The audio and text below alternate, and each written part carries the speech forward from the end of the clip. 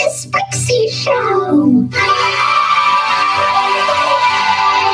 to the first episode of the Sprixie Show. Today, we're going to be looking at something so interesting and so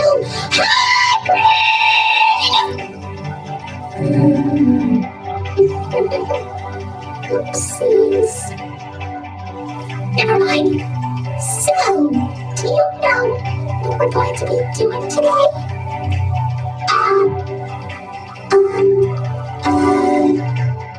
A review? You betcha! Are you excited? Because I'm excited. Well then, here we go. This is our first review. Welcome to Pooh Corner. It's a good place to start, huh? But wait, I heard about this show. It's, well, don't worry, Orange. Please just calm down. It's okay. Mom, I don't want to hear about it anymore. Please, I don't like this show. I want to go home now. Can we just skip this review, please? Please. Anyway, let's continue with the review. Well, first of all, it looks like an innocent Winnie the Pooh show, huh? Well, it is. It's worth noting that this is the very first Winnie the Pooh TV series. And as you can see, it's live action. Who doesn't love live action? Okay, let's play it straight. Let's just take a look at some of the differences. The biggest difference is Winnie the Pooh himself. He looks like Winnie the Pooh, only some people think he's creepy looking. Well, the cartoon Winnie, he's kind of cute. As you would expect, that's his regular appearance. But the live action one of the corner, he's kind of, well, dare I put it, a little bit unnatural. I mean, his head seems a little too small, obviously because it's a costume, and people don't have that big of a head. And I don't know, just seeing him walk around in like full body when there's somebody in the costume, it's just, I don't know. And don't even get me started about those eyes. I don't know why they made his eyes look like that, but I guess it's just so he can blink. Who can blink without those? Does anybody know what they all look like? I assume they look like something. It's probably because of how low budget they are that they can't really afford to make them look so good. You know what I mean? Piglet is, well, he looks kind of cute. I'm pretty sure that the person who made these costumes had to make sure that they fit the people, were able to have their heads and their bodies be perfectly fit. But piglets, I wonder how small the person in the piglet costume was. Probably a little person or something? I don't know. Oh, let's look at the differences between this piglet costume and the cartoon piglet. Well, the head's a little bit roundish. Also, this version of Piglet wears a scarf. Well, Piglet, we all know, does not wear a scarf. I mean, it is a cute looking scarf.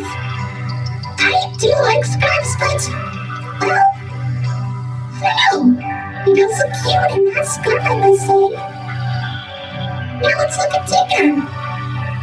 I understand Tigger is known to bounce on his tail, but because this is live action, I'm guessing there was no way they were able to make him bounce from his tail.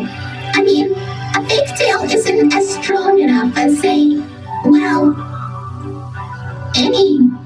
tale, I must say.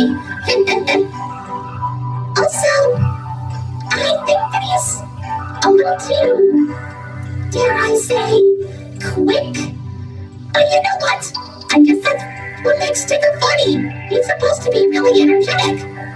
He's kinda cool here. He's really in character. The only difference is that instead of a pink nose, he has a black nose. I don't know, maybe they didn't have enough pink fabric to make the nose when they were making the costumes. Oh well. Now as for Eeyore, he is considered to be, well, an old gray donkey, as he is. But the thing is about this version of Eeyore is that he's less depressed and more cheerful. Also, I don't know if this is tied to any of the other stuff, but he really likes to eat thistles. I mean, thistles are plants, so I guess maybe they kind of put that into the actual Pooh stuff, but I guess that we've never really had that information, and we've only heard it here. Also, how does the Eeyore costume work? So for Kanga, I understand Kanga is kind of the female in the Winnie the Pooh cast, but just seeing the live-action version of Kanga, well, in Welcome to Pooh Corner form, she kind of looks a little bit like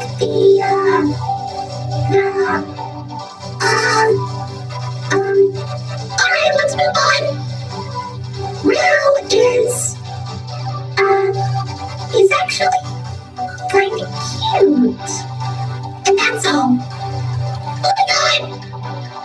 As for Rabbit, okay, going back to the costume proportions, and, well, the reason why they look like this is so they can fit the person in the costume. But for this, I feel like Rabbit looks a little bit too, wide. While the cartoon Rabbit is more, well, thin, I must say. Also, I noticed that Rabbit is less cranky than his original cartoon counterpart. Maybe the people who make this show just don't like Rabbit being a jerk. Finally, we have Owl. Owl, well, I'm guessing he's more of the, I don't know, he does have the gag of, or the running gag, I must say, much like Eeyore with the thistles. He likes to talk about his relatives. But you know what? Well, I'm guessing that's kind of a thing he could do. I mean, yeah, sure, he can be very mature and wise, but, well, just hearing him talk about his relatives is kind of amusing, I guess. But, yeah, I'll stick with that. I can understand.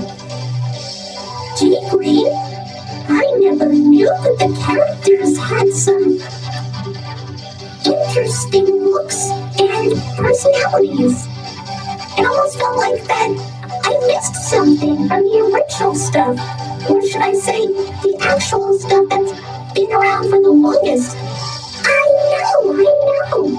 And you, on the other hand, always respected them as creepy. But if you keep on looking at them, they might not seem creepy at all. They're actually kind of cute. And really funny. Yeah, sure, it might be pretty low budget. They probably didn't have enough money. But I see them as just okay. They're supposed to be pure and sweet and adorable. And they are just like in here. I'm not sure about that, because look at this. PSAs with hair? Exactly. PSAs. We need to talk about them. Why are you wearing glasses? Oh, you know what? I don't know. According to this, it seems that they did these PSAs for educational children for schools. They talked about scuba safety and stranger danger. Oh, that's nice. I guess it would have been... Wait, what? Scuba safety, etiquette, and stranger danger? Are you telling me that they also educate children at school? Yeah. Is that a problem? I can't believe that those kids were actually able to pay attention without, worrying. Don't worry about anything. You see, Pooh's Grade School Bus Adventure is a 13-minute long PSA that was released, I believe, in 1984. It taught children all about proper school bus etiquette. Well, what the plot is that the gang boards the school bus to deliver a forgotten school lunch to Christopher Robin, which I believe is the only time he was ever addressed to in the show. Anyway, while on the bus, they talk about what to do and what not to do in terms of school bus safety. This includes not running in front of the bus, not going under the bus, and don't eat or drink on the bus. Proper safety, school bus stuff, all that kind of, stuff like that. It's not really that popular. In fact, I'm pretty sure that you can only find a VHS copy of it somewhere in, a really old vintage antique store or something. Some kind of thrift shop. There's no way you're able to find it in a library anymore. Unless you look hard. Really hard. Come on. I feel like that this is probably one of the most jarring things I have ever experienced from Winnie the Pooh, but there's more. However, there was another PSA, which is obviously the Stranger Danger one. Too Smart for Strangers was released in 1985 and was 45 minutes long. That is a very long one, but it's only lasted 45 minutes. In this one, you have to learn all about Stranger Danger. It features a few kids talking about what to do when approached by a stranger and what they do when, that happens. And of course, the Winnie the Pooh characters also give some tips on how to stay safe. Don't let a stranger in your house when a parent isn't home.